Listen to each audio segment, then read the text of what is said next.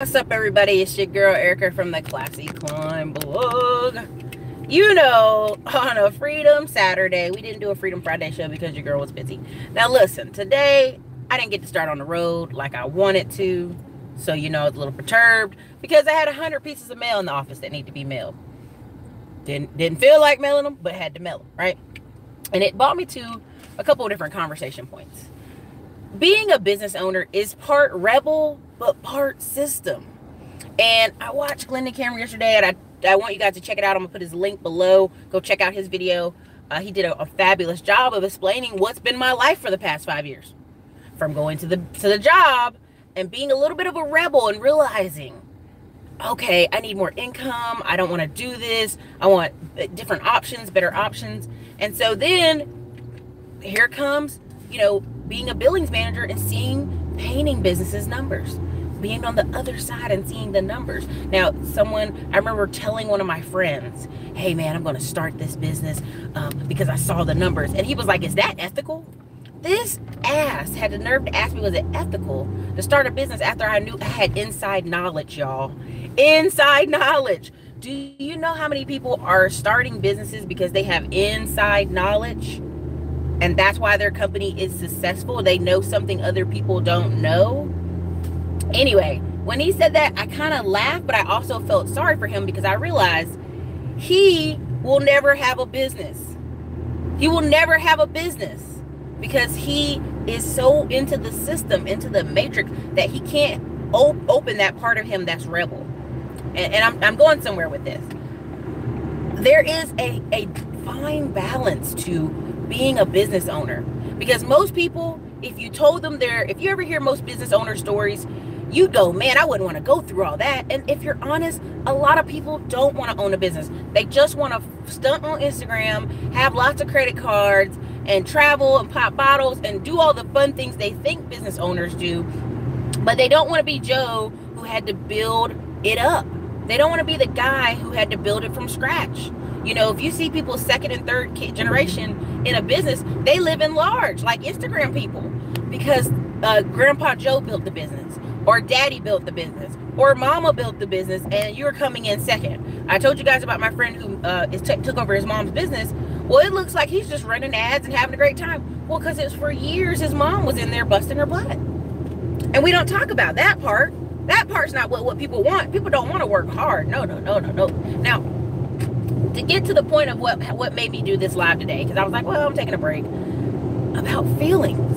We get really caught up in, I don't feel like doing something. And that is where many business owners fall off. Now, they don't fall off immediately the day they don't feel like doing something, but it's over time. It's it's compound effect, right? It's the compound effect of, well, I'm taking off every other Saturday, every other Sunday, and eventually it catches up with them, right?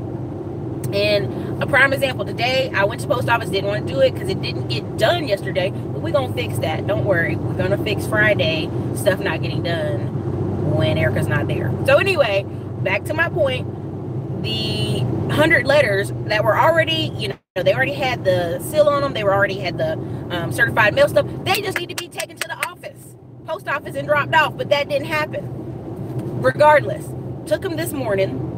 You know, people hot, because here I am in line with 100 pieces of certified mail on a Saturday. You know, they hot with me, right? They hot. And I didn't care. I was like, y'all don't know me today. I'll turn around and tell y'all something about yourselves. Don't play with me. And there was a woman behind me was like, girl, I'm glad they mad with you because I got 12 packages. Talking to her, she looks like somebody's soccer mom. I'm not trying to knock her. But she was talking to me about her online business. And I said, well, what are you doing? What are you doing? So she has a garage full of like, I don't know. I'm not going to badmouth her. But some of it is like toys. I'm trying to figure out how to say it, like figurines. Her son is really into figurines and he figured out how to get them cheaply from somewhere. And then they mail them. And anyway, and then she mails like body butters or something like that. To that extent. Something is similar in that effect. But she had 20 packages. And I said, well, how's that been going for you? And she's like, when I consistently post to sell the stuff, it sells fast. And in that moment, I wanted to turn around and laugh and tell her, thank you. You created today's show. Because that's just it. Consistency, consistently posting, consistently doing something. That is where many people, the distinction between a business owner and a self-employed person breaks off. Now, again, check out his show. I'll put it in the links. But it basically was like, there's levels to this, you know, job, side income, hustle, all that stuff like that. And I get offended now when my friends say, oh, Erica's hustling. Or my friends will say, she got her hands in different pots. I slightly get offended because I'm better than that, right? I'm more refined than that. I'm making 6 figures. I'm more than just some hustle. Now, can you hustle up to 6 figures? Yeah, there's a couple guys I know here in Austin who they run around with a head cut off. And yeah, they make 6 figures. But they're not organized. And a key part of that is at some point, they will get old. At some point, their body will be tired. They will need a break off. They will be tired. There are days I'm tired and don't want to do any of this, anything. I don't want to answer phone. I don't want to do nothing. People know. I ain't trying. I'm not feeling it. But that is the key there. When you get in your feelings about how you feel, I feel like I don't want to do this. You got to kick in, and that's why systems matter, right? So here's the levels. I wrote it down. Why you got to be part system, part rebel. Now, why do I say part rebel? Because even to think you can own a business, run a business, and do something different than 99% of people, it takes some balls. It takes some guts. Because there's a lot of people right now, I get on the phone with, y'all are talented, y'all are smart, you got the numbers, you know how to do something, but you will never step out on faith. You will never even part way on the side with some money, do something on the side, because y'all are like, oh, Erica, I don't know. There's so many steps. If I don't do all the steps, Erica, they're going to get me. Who's going to get you? Who's going to get you? The fear of making a mistake is so big with you. You'll never win like that. And I'm not saying you won't win in life. I'm not saying you won't work your job and have a good home and some food. But in the winning of pushing yourself to be the biggest, best person you ever will be, the biggest, best business you'll ever be, you won't be that. Because you're too afraid. You're too afraid. You're too afraid. You're too afraid. You can't even step out of that. You're too afraid. And that is to your detriment. Now, what is the difference? So I put it in a little arrows on this little envelope. But you know, I'm driving. I'm focused on the road. Job, side income, self-employed. And this is how it usually works. Somebody starts a job. Then they get a side job. They need more money. Then they get self-employed because they want more money, more time with their family. Then they have a business. Now, what happens in between there? This is what's happened to me over the past 5 years. You start saying, I need more than this job. You start listening to stuff saying JOB is just over broke. You start getting deep in your feelings, right? You're like, I need more income. So you get the side income. Or you get the side job. Well, then some people get addicted to hustling, right? It's true. They get addicted to doing something on the weekends, building stuff, tinkering. I know a lot of people's parents who've been tinkering for 30 years. Ain't really made no money, but they love tinkering. And I respect them for it because at least their dad and mom are happy tinkering. Good for them. And then you get to self-employed. And here's a danger zone. When people don't have buffers on what they need to do or boundaries or rules, they kind of just do what they want. And it can help them and it can hurt them. And this is why. When I meet most self-employed people, they're like, it's kind of an attitude, I do what I want. And I always go, yeah, I'm working for my clients today. And people, when I say it that way, they get confused. They're like, well, Erica, you don't work for your clients. I'm like, yeah, everybody still works for someone. Everybody still provides a service. Don't you talk about my glasses, Cam. Don't you do it. Now, yeah, it's bright outside. It's Texas bright. I gotta cover my eyes, protect my eyes. So what happens is people get into this I do what I want feeling, right? And they still making money, so then they get even cockier, like I do what I want. I'm a barber, I'm a hairdresser, I'm a hair person. And I remember trying to teach my sister some of this. She may see these, she don't really watch me like that. She may talk smack about me later, it's all good. She's had a hair salon business since 19. So she's been on her I do what I want for a long time. And then for a while she was like, no, I want to get my real estate license because I want to do some other stuff. But see, the key is when we like 5 years ago, like maybe 6 years ago, I was like, yo sister, get this, get you some hair care products, some natural hair products. That's gonna be big. Like, you want to get in that industry. She's like, nah, everybody doing that, I want to do that. Now here we are 5 years later. She's like, I want to start that on the side.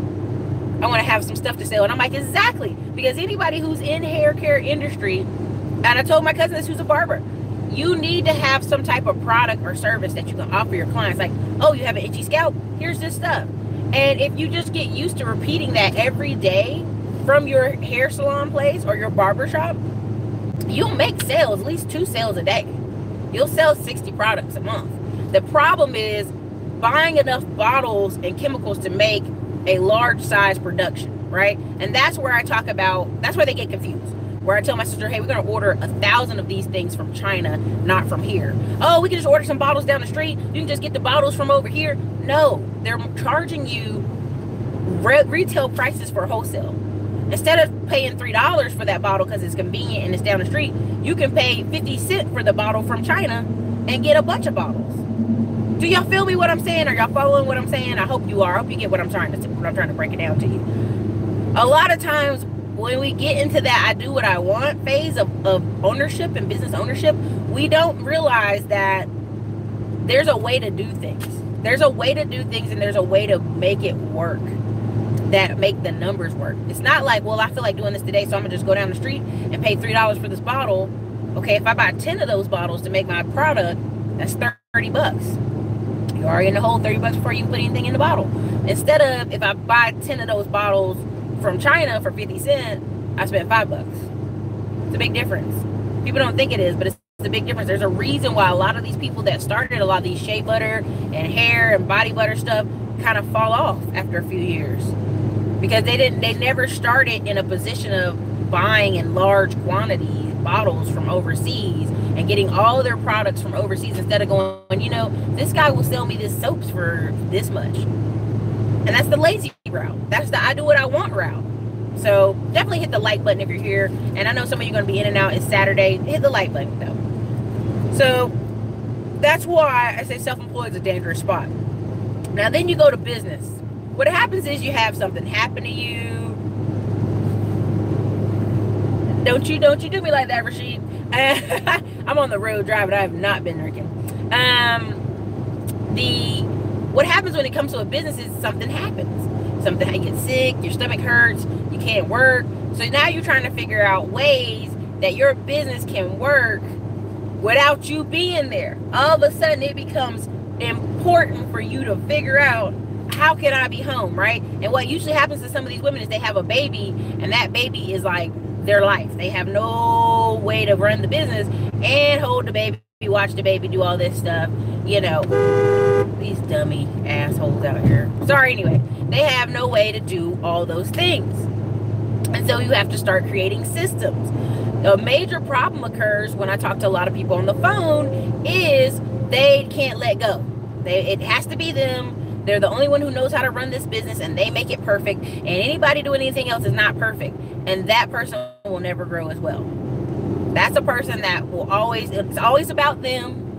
And if you ever read the book E-Myth Revisited, or you read Rich Dad, Poor Dad, or Cash Flow Quadrant, that is the archetype of a person who's, 1, created a job for themselves, 2, the self-employment trap, and 3, they never really get a business because they can't let somebody else do 70% as good as them. It's always about them. It's a perfectionist thing. And those companies usually don't last, right? Because you'll talk to people's kids who has a father or mother who run a business like that, and they don't have no desire to own a business, because the way they saw their parent behave and be an asshole, basically, be a perfectionist all the time, they didn't have no desire to be in business. I know people right now who have sons and daughters, and they're absolutely disappointed with their sons and daughters because they have no desire to do anything what they're doing in their company, because they've seen you run it like a slave shop, dude. Like, chill out, right?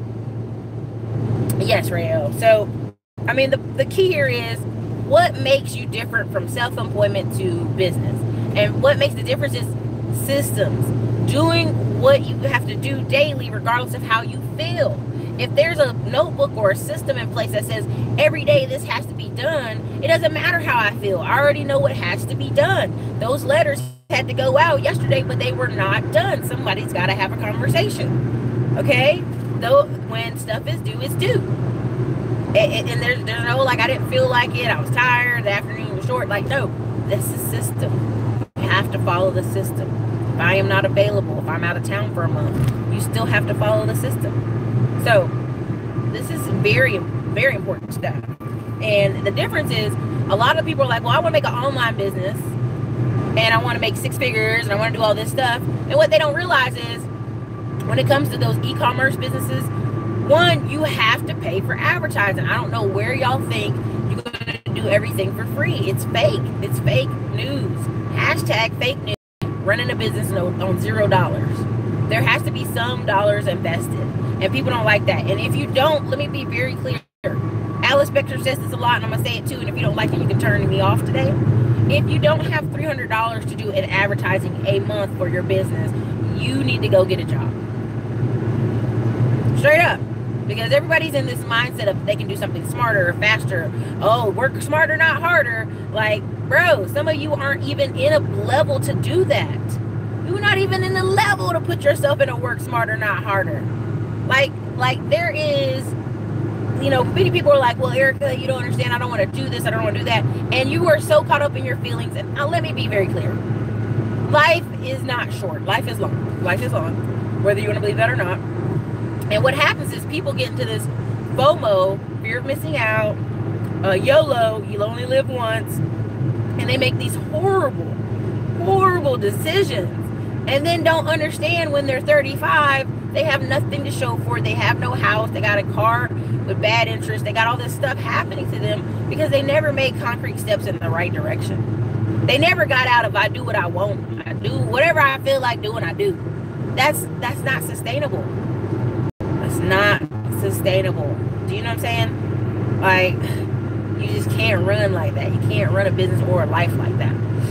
So now here's 2 things you'll see often when it comes to online businesses is people doing these launches, right? They launch it. They're gonna launch a course, they're gonna launch a product, they're gonna do these launches. Why are they doing that? Because they're trying to rev up free attention for the product. But people I see who have actual $1 million businesses here in Austin, Texas with their warehouse and have people working for them, they actually have a system. Like the dude turns on ads on Instagram. And the funny thing is, I'm going to do a whole show, and I can't name his business, but I'll do a whole show talking about sneakers, clothing industry and e-commerce. It'll either be like the sneakers or something like that. It'll be about sneakers. Because the other day, after going to his warehouse, this is how funny this is. I swear your phone is listening to you. I stopped by his warehouse. I'm talking to him about stuff. I'm looking at stuff. We're talking about it. The next 4 hours, everything on my Instagram was shoe ads. Like every time I scroll up, it'd be like, sponsored shoe ad, sponsored shoe ad. I'm like, hold up, phone. What are you doing?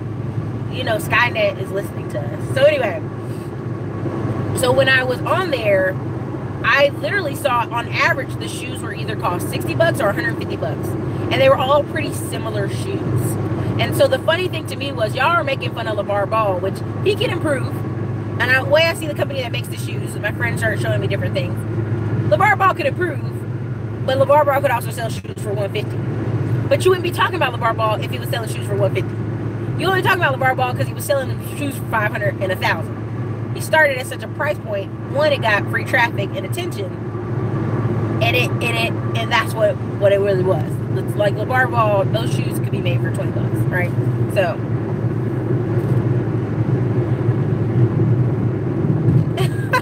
millennial scam. That's the young millennials. I'm an older millennial. I don't do that. But that's part of what it is, right? And so all these people making fun of LeVar Ball when there are several white guys right now and Asians in California making shoe companies, putting up ads on Instagram and selling. I've told y'all this past month, the barrier for people buying things on Instagram is like the lowest it's ever been. Like people will scroll through, they see something, they like it, they hit the like, they hit the shop button. I don't know what it is about Facebook. They've learned to ignore the ads, and somewhat of other opportunities, they've learned to ignore the ads, right? Well, I was on Instagram last month. The last 20 things I've shopped for have come off me seeing an Instagram ad and me hitting that button. So I believe it. I believe that article because I know myself enough that I've done that.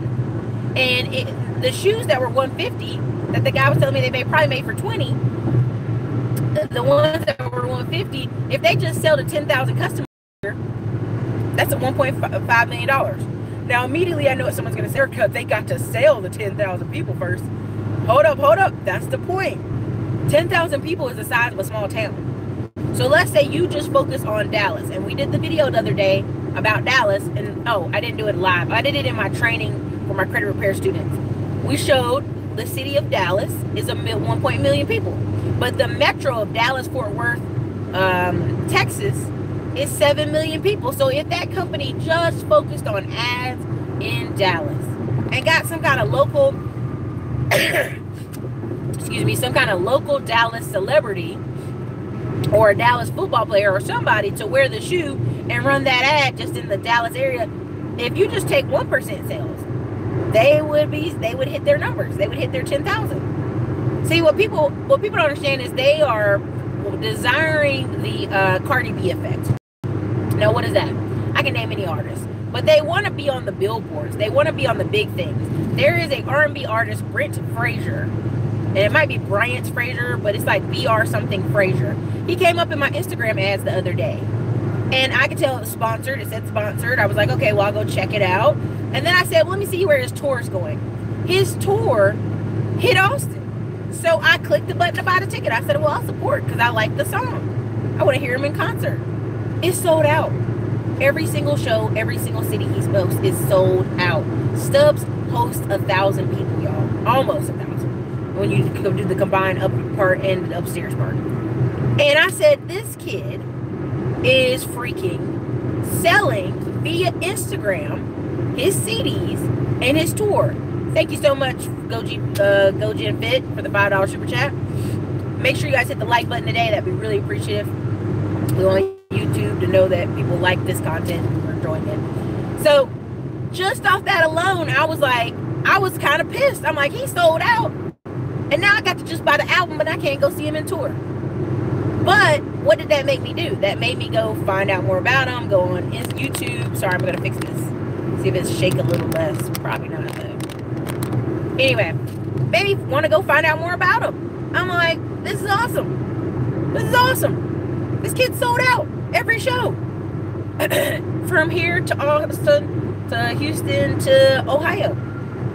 So the power is there. Whether y'all want to participate is on you. The power of the internet is here. Now, somebody said, Erica, do you think you still should do blogs? Should you still do online stuff? Yes, you should focus probably on audio and video. A lot of people don't want to be in front of the camera, but if you focus on audio, which is podcasting, it's still, the opportunity is still there. Because what's happening is people are going to forums where they can drive. Walter Hunter, we're talking about... You got to rewatch most of the beginning of the video, but right now we're talking about an artist that came up in my Instagram and how people are selling from Instagram. It's Bryant Frazier. So those people are running a system, right? That's what that is. That's a system where they're running these Instagram ads, and many people argue with me every day about, well, Eric, I don't want to spend any money on advertising. That is a part of business. If you don't want to be in business, don't be in business. But don't tell me you don't want to spend any money on advertising. And somebody said, well, what about, how can I have free advertising? Bandit signs, word of mouth, affiliates, and even affiliates you're going to have to pay. So every time people try to get around what being in business is, which is you're going to have to spend some money and market, they keep coming back to the answer they don't want. Now, there's something from the video the other day he did really good talking about trucks, people wrapping a truck. There's a guy we know from painting, in our painting circles. The only reason his phone rings off the hook is because that truck is wrapped. It's got numbers on every side, every corner. Oh yeah, my phone is ear hustling, Bo. It is like Skynet. Anyway, so the only reason he was like, because we'd be like, this guy is making all the money. He only had one truck. So Glendon is right. He only had one truck. It was him and some cousins. The cousins don't show up. Cousins show up. They are dressed nice. They have like a shirt with a number on the back. But overall, like, it's just that one truck that you see all over town. And he'll go do bids in the truck. So the truck is going over to other houses, other neighborhoods. And of course the truck's parked while he's doing the bid on the inside. You know what I mean? And it's good marketing. It's good marketing. I can't knock it. Again, I told you guys from the credit group I'm in San Antonio. We're tuned in the Barber Beauty Shop in Pflugerville. What's up, Pflugerville? Anyway, so the guy that does credit from San Antonio has a truck wrap with the number.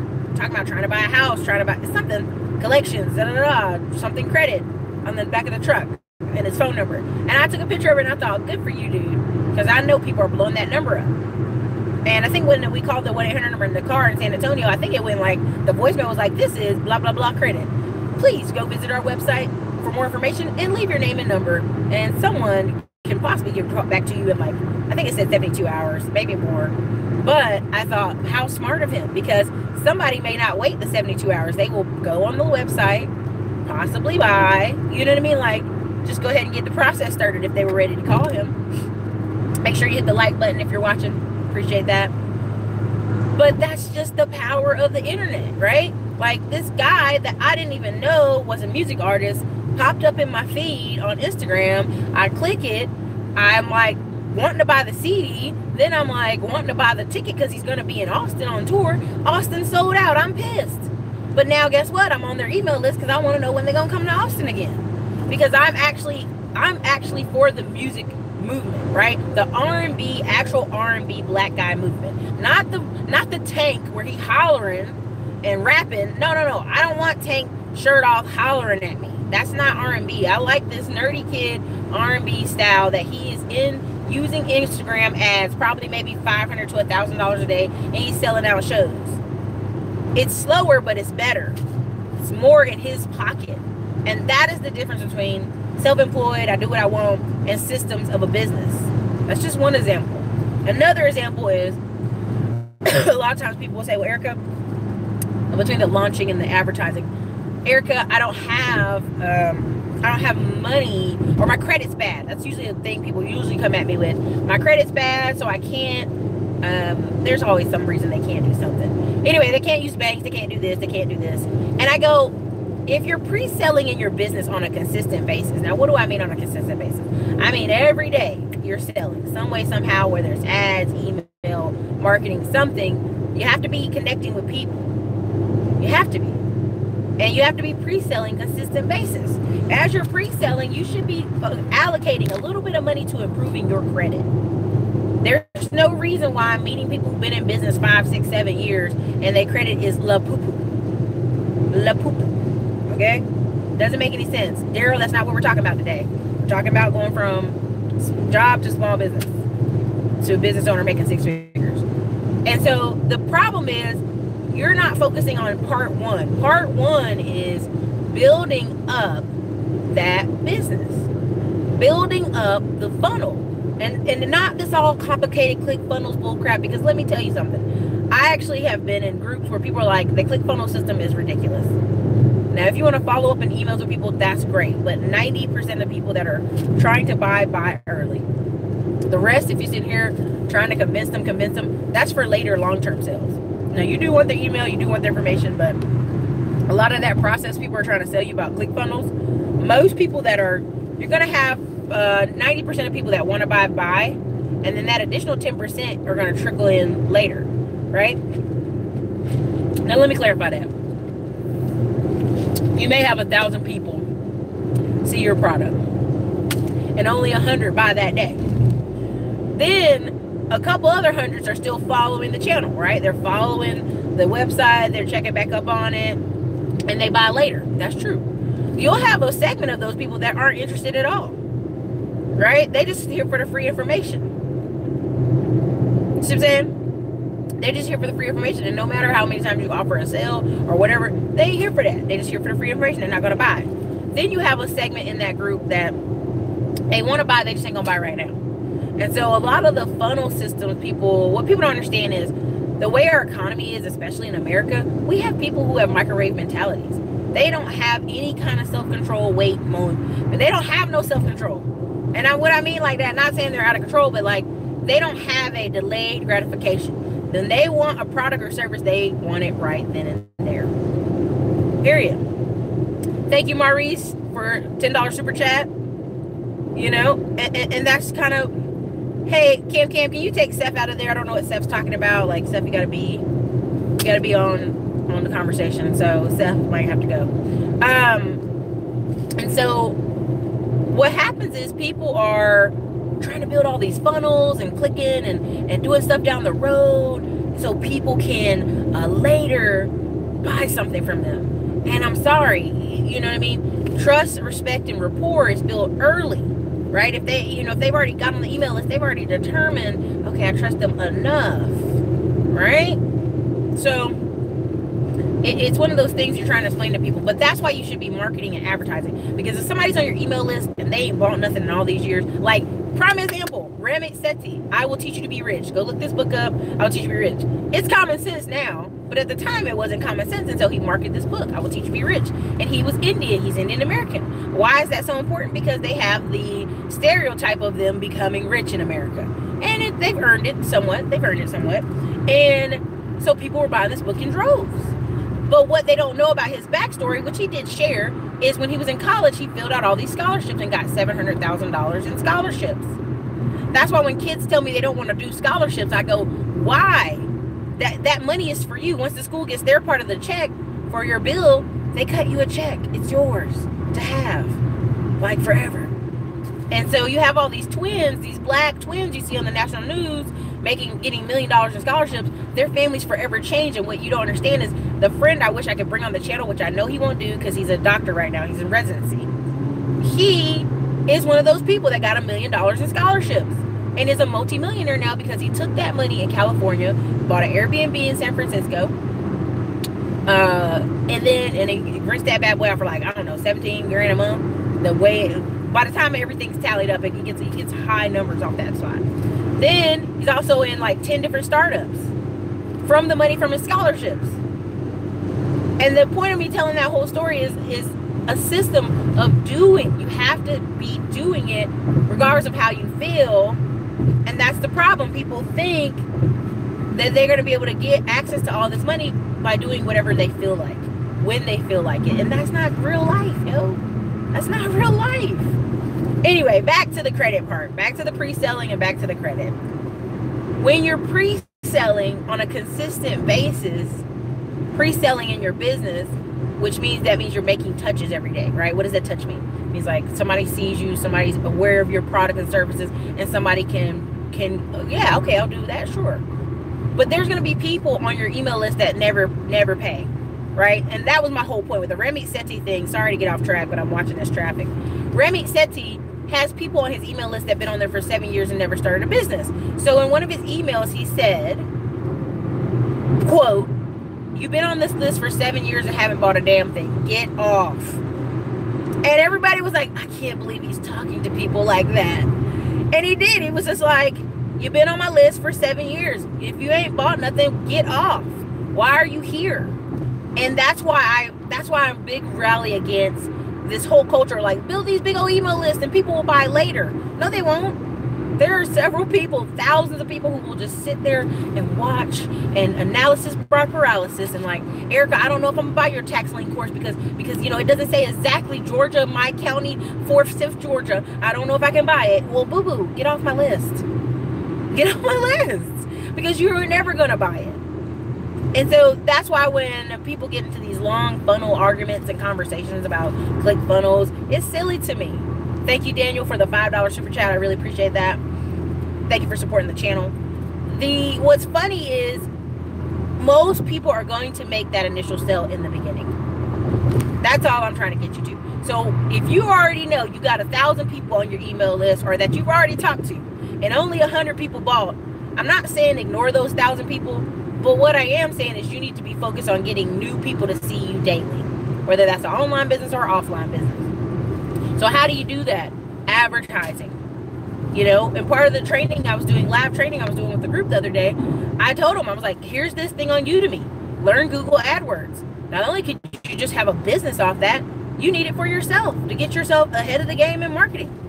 You could just be the dominant person in your city, the most dominant person in your state for your whatever on the internet. When people Google, they find you all the time. And that's what part of being a business is. That's what part of being a business owner is systems and advertising. And so when people tell me they have a lack of credit, I go, well, you know what your problem is? You're not having enough sales. Because most people, when they call me, well, Eric, I got all the money, but my credit's bad, and it's so horrible for me because I got all this money and I can't get anything. What are you trying to get? Because let's be honest, if you're making good money, your car ought to be paid off. Okay? Your insurance ought to be covered. Okay. Your rent ought to be straight. You say, well, I want to get a house. Oh, okay, you want to get a house. So let's figure out how we're going to start working on that credit with excess money that spills over from your business. Right?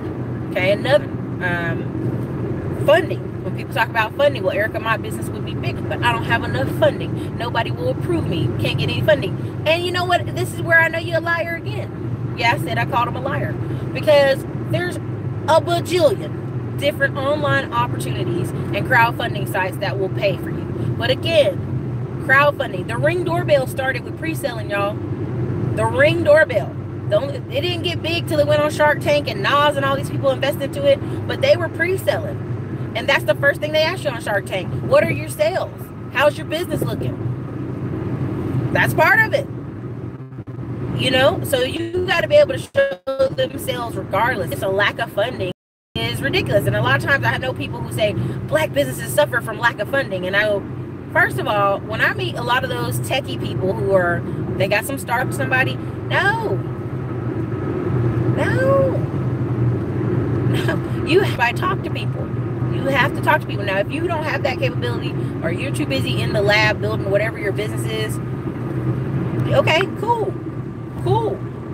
Like let that be known that that's not your skill.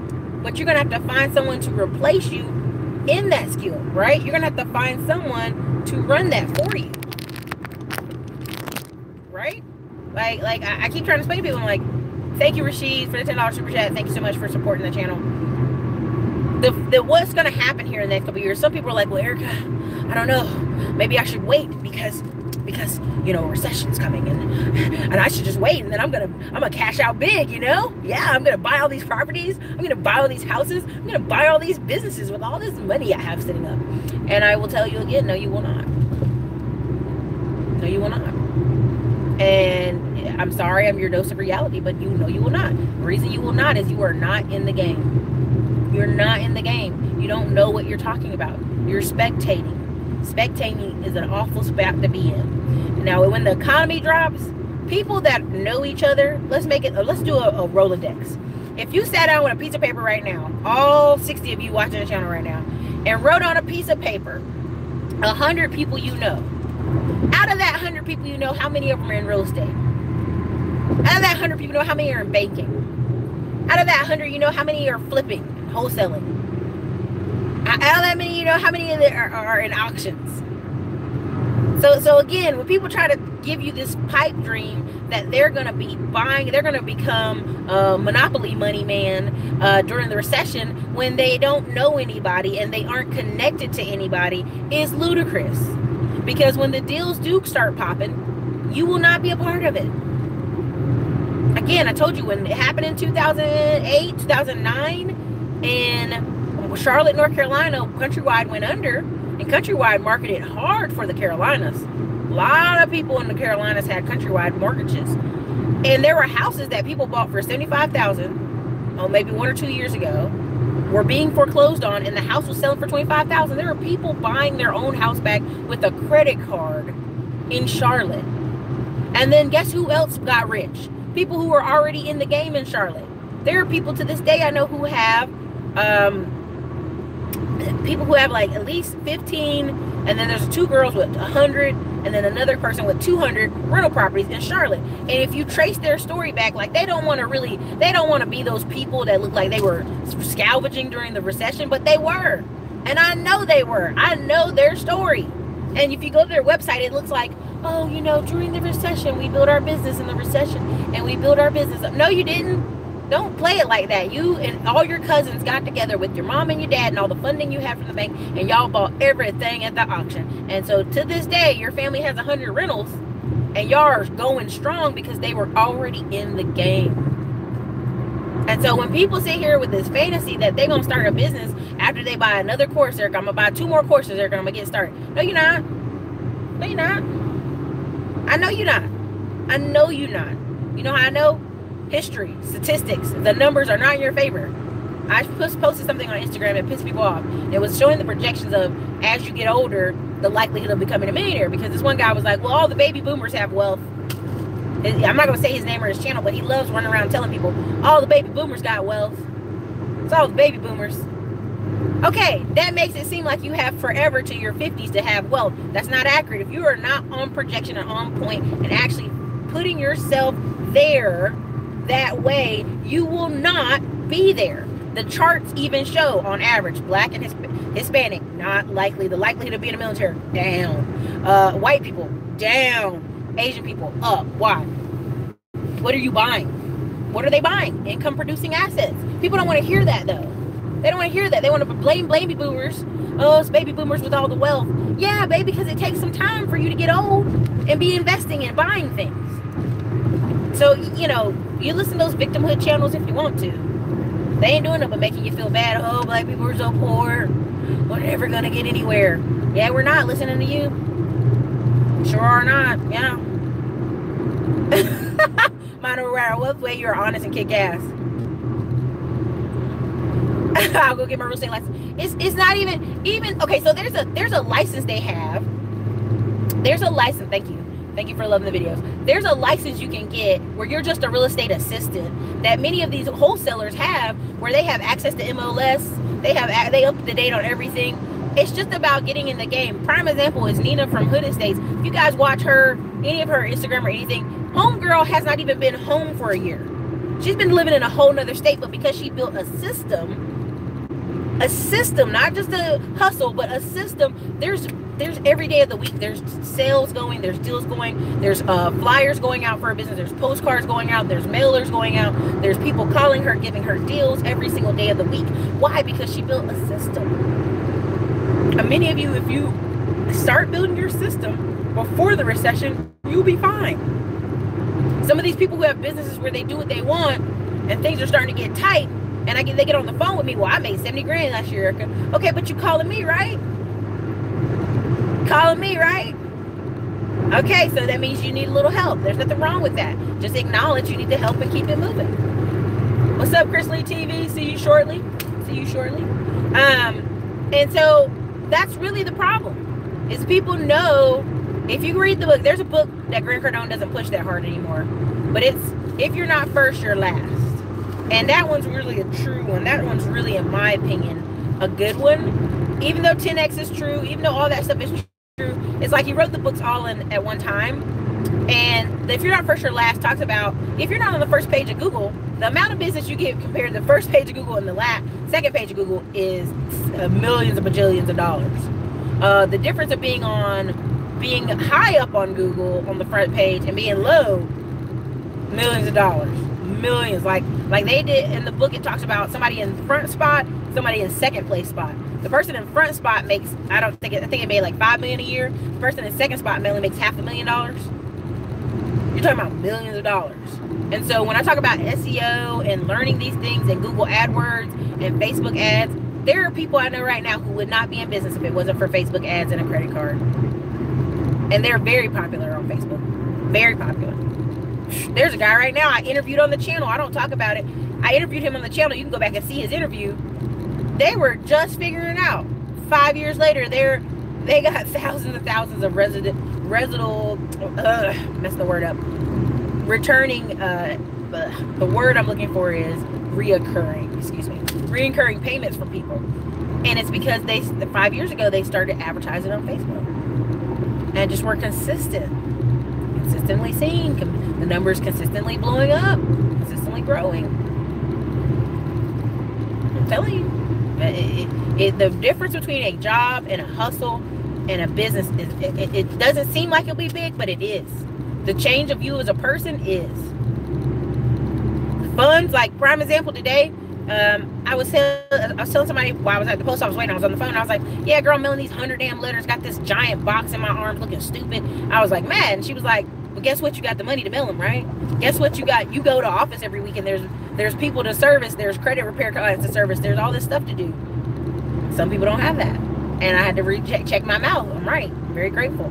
Every dollar. Very grateful for every dollar. And you get to a point where sometimes you don't feel like doing things in business, but you do them because it's on the schedule. It's a part of the system. You do it today because it needs to be done. Now, other part of that is when you start building up reassuring daily advertising, and your business is making you 10, 20, 30 grand a month, it's a whole nother ball game, y'all. It's a whole nother ball game, because somebody that comes with you with like wanting $1,000 for your participation in something, oh, that makes sense. I got here's $1,000. You can actually start funding some of these side ideas and side projects you can. Now, don't ever take your eye off the ball. The eye on the ball is always what makes you the money. That's why I always do those videos about multiple streams of income. Don't try to build all these other streams without making sure the first one is pumping hard. And even me, when I put the first $1,000 into Lending Club many years ago and bought 40 notes out the gate, I wasn't sitting there like, okay, I gotta watch this $1,000 every day to make sure it's okay. Like, no, I just went on about my life and kept making more money in the first thing that gave me the money.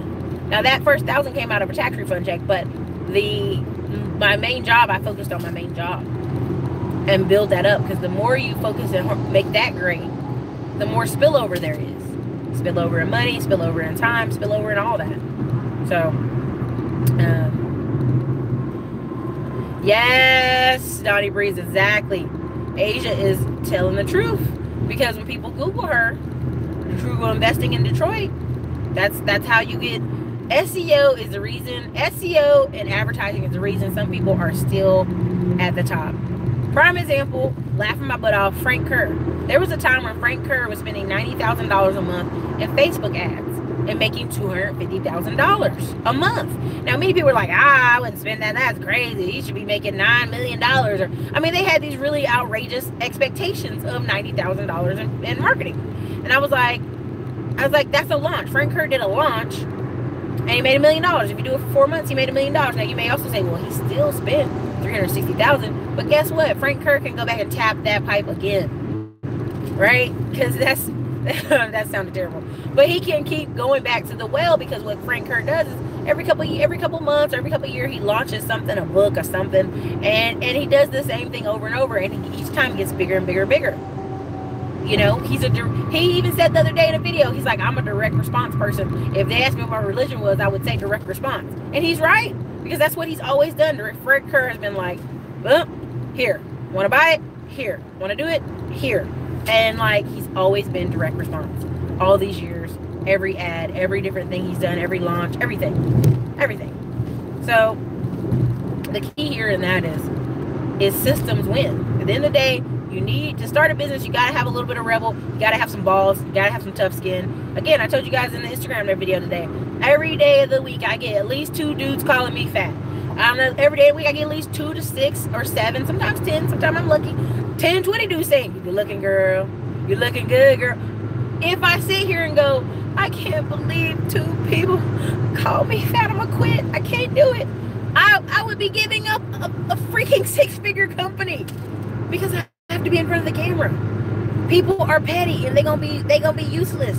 Let them talk the shit they talk. Right? Thank you, Daniel. But I'm using it as an example of sometimes people will let something little stop them. Out of all the, and here's the funny thing.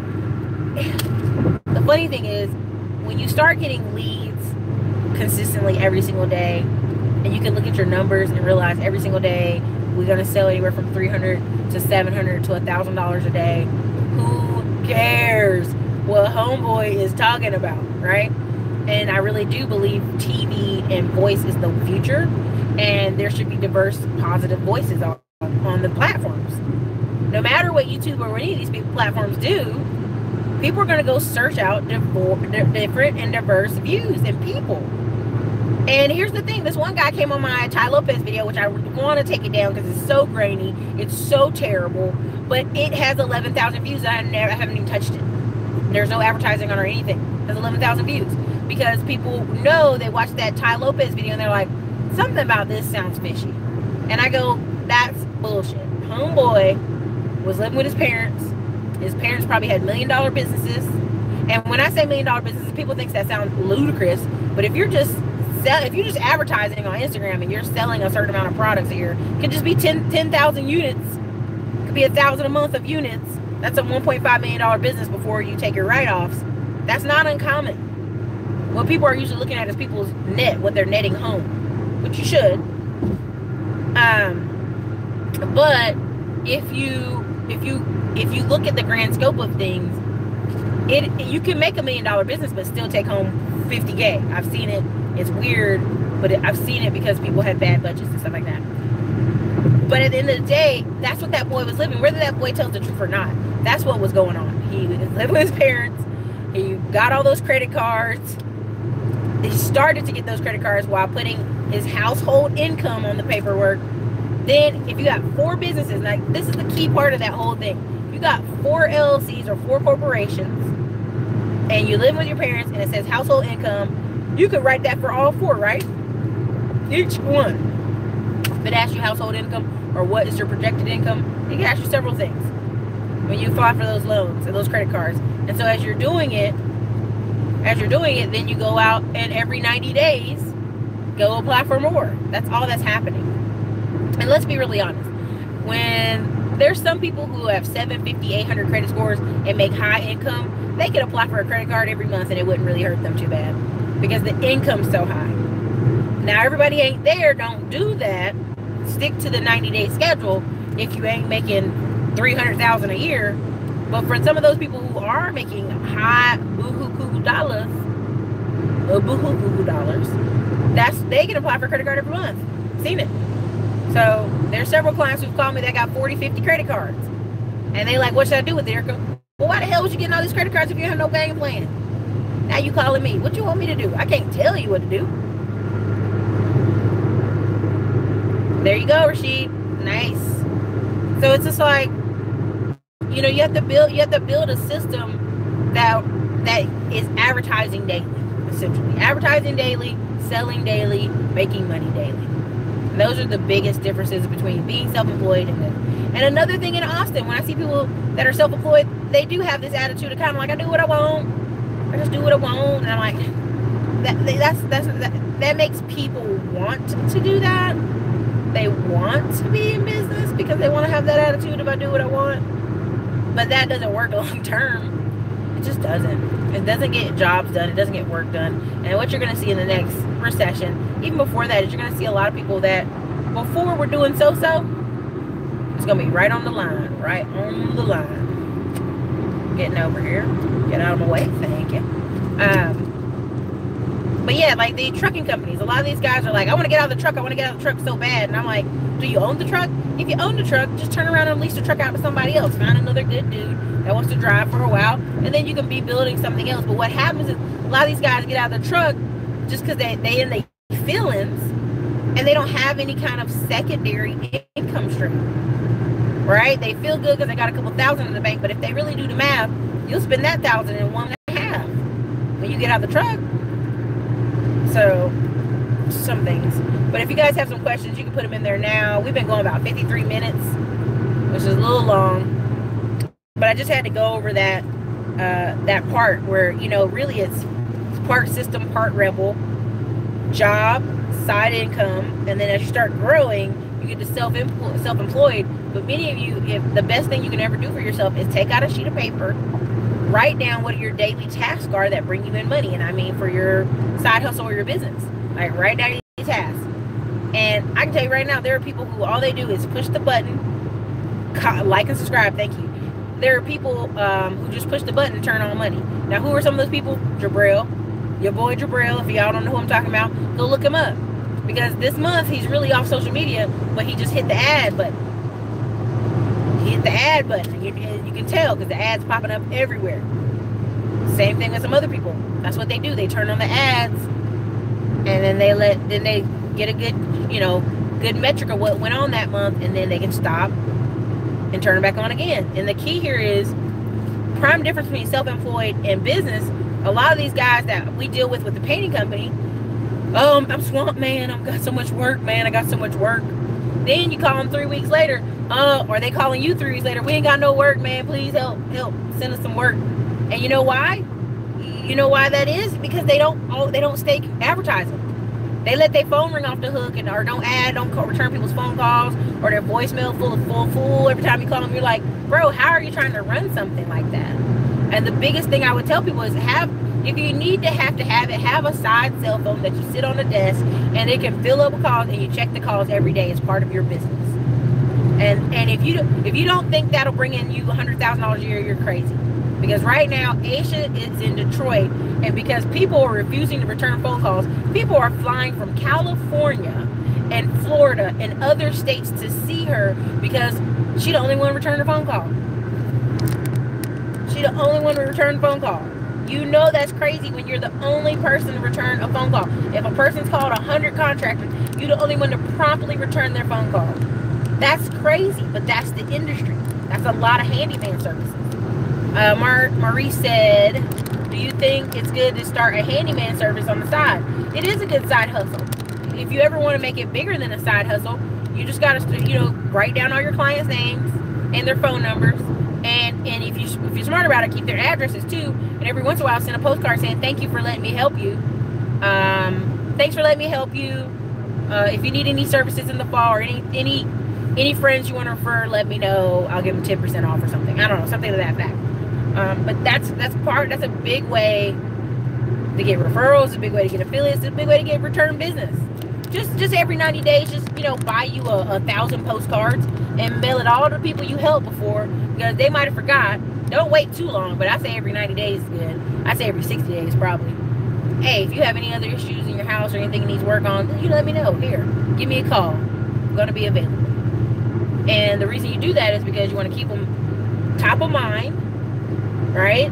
2, if somebody comes over their house for Thanksgiving or dinner, you know, fix stuff in there, they're gonna be like, girl, who fixed your house? Girl, let me show you this who postcard. Okay, so there's a lot of ways handyman businesses can be good. Her bus tour is going to be lit. I'm gonna try to go up there. There's a video timer. There's a video guy who's gonna record her stuff. What's funny is I was the same video guy I wanted to use to record while I'm visiting there, so I don't have to hold the camera the whole time or vlog. But we'll find another kid that we can get to record as well. So that'll be crazy, but it'll be lit. And you know, the mastermind I'm doing in September, my FitCon is gonna be lit because it is a meeting of the minds, right? It is a 3 things. You always have to have credit, cash, or time. And people say, why do you separate those? Because sometimes people have credit and they're only on the piece of paper because they got good credit, or you're building up their credit lines.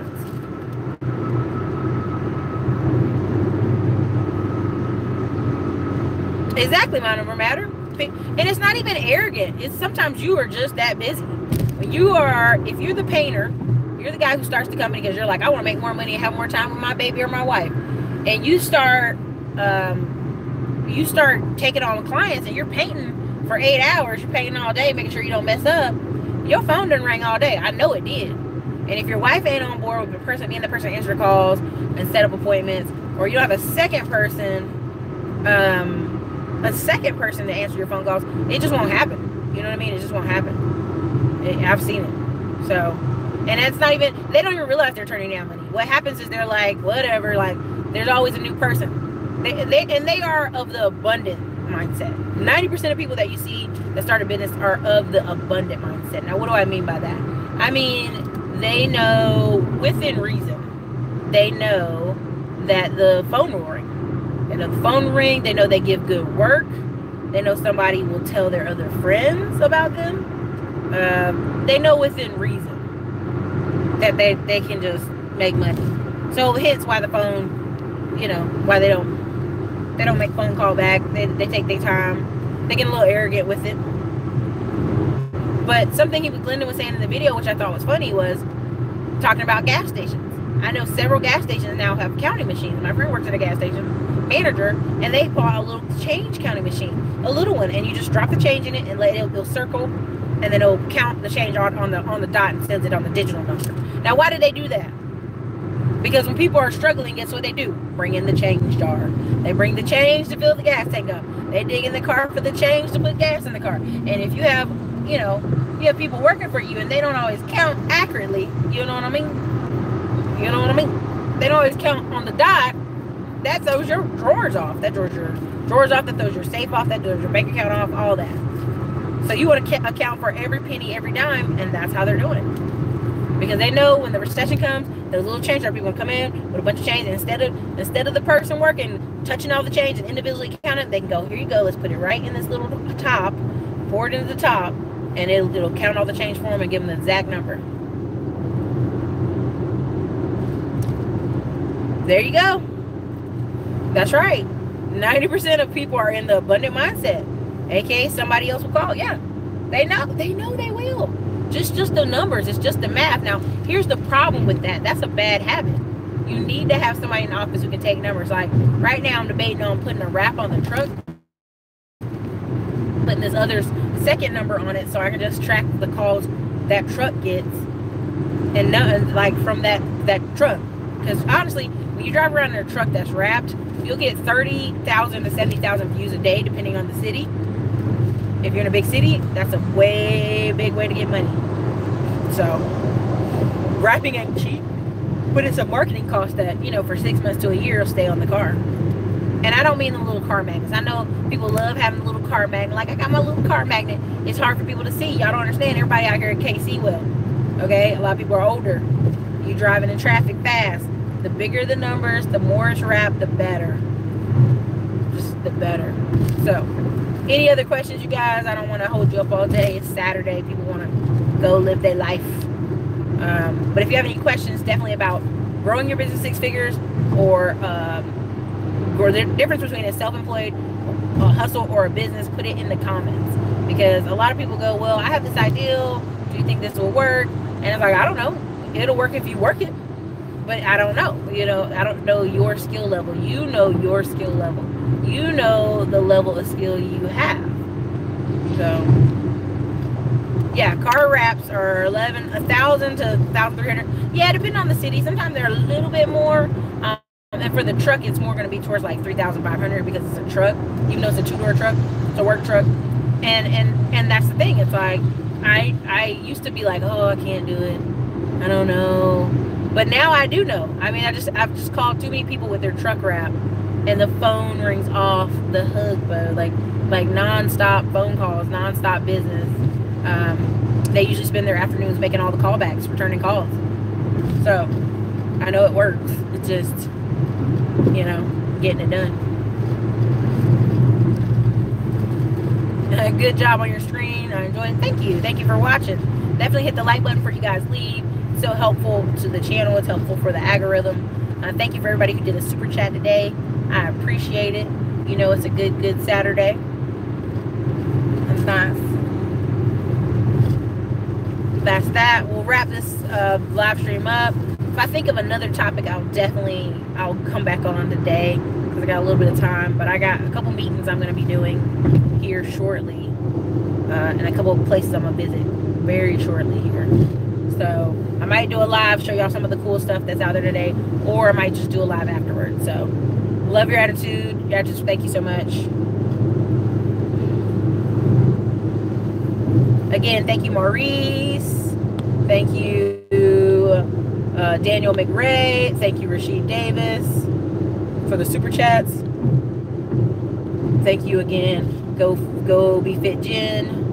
Thank you, Cam for being on and manhandling folks.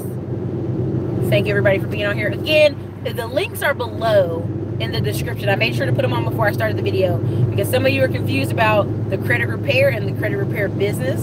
I made sure to put the links below. We'll do a whole video talking about where you can find things on the different channels, where you can find things on the different websites to help you guys out. You guys have an amazing day, and I holla.